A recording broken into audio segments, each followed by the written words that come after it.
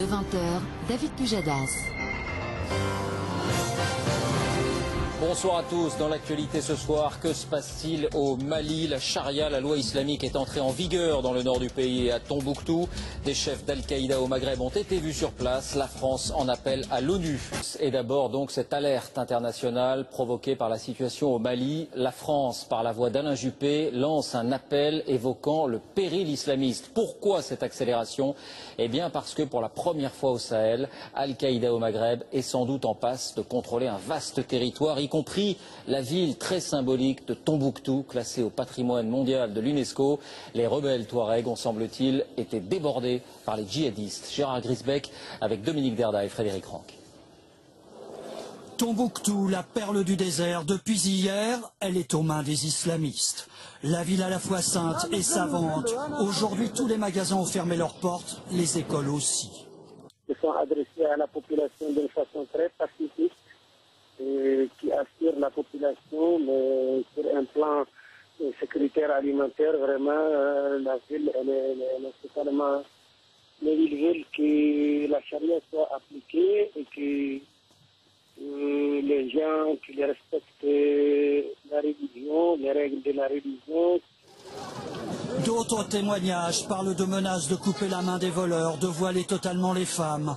Aujourd'hui, l'homme fort de la ville, c'est lui, Iyad El Khali, chef du mouvement en Sardine, les défenseurs de l'islam. Touareg, il s'est allié à Al-Qaïda au Maghreb islamique. Les deux dirigeants algériens d'AQMI, Mokhtar Ben Mokhtar et Abou Zaid, auraient été vus à Tombouctou. Ce sont eux qui détiennent les 6 Français pris en otage au Sahel.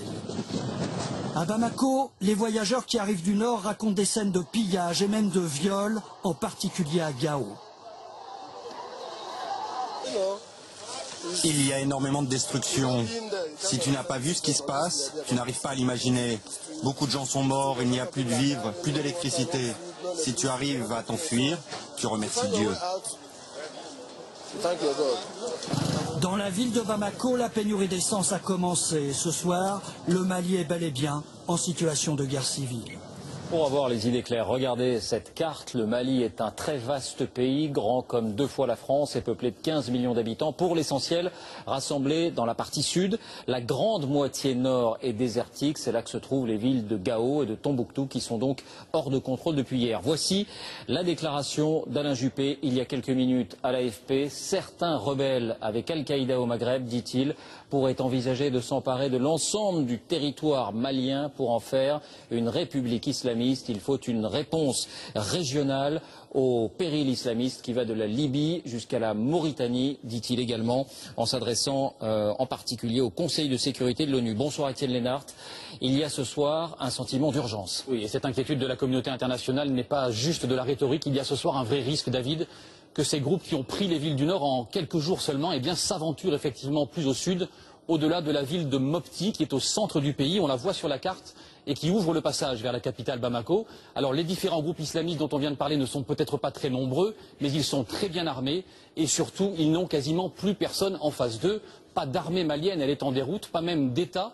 Les militaires qui ont renversé le pouvoir en place ne sont pas capables de faire régner l'ordre. C'est pour cela que le signal d'alarme vient d'être tiré aux Nations Unies. Et en ce qui concerne la France, les autorités sont évidemment très inquiètes pour nos otages qui sont détenus dans la région. Merci Étienne, et on tentera d'ici à la fin de ce journal de rentrer en liaison avec notre envoyé spécial à Bamako, Dominique Derda. On revient maintenant à ce stade du journal sur l'une des principales actualités de cette soirée, la situation au Mali.